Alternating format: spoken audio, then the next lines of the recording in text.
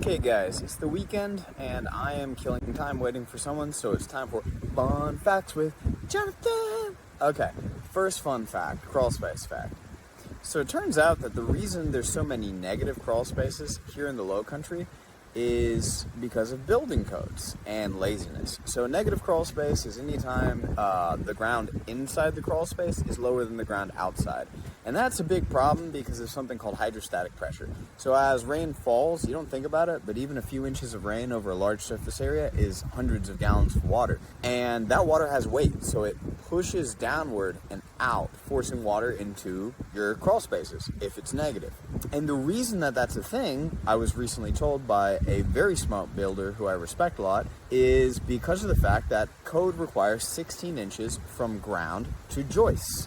And there was a large period of time, all through the late 60s and into the 80s, where Charleston builders thought it was just easier to save money and just have the groundworks guy excavate versus doing more courses of blocks and masonry. Good move, guys.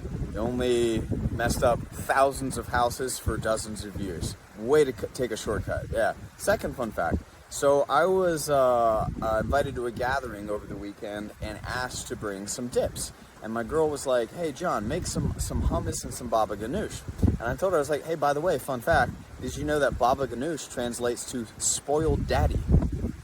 And she's just been giggling about it ever since. So I just thought I'd tell you guys. Yeah, baba ganoush, one of the all-time best dishes you'll ever have, best spreads, best dips, translates to spoiled daddy. You could translate it a few other ways. No one really knows why it's called that. There's like an old story about it originating in some sultan's harem, but it's just a story. Modern scholars don't agree on the origins of it. There's like a bunch of different countries that all claim it because it's awesome.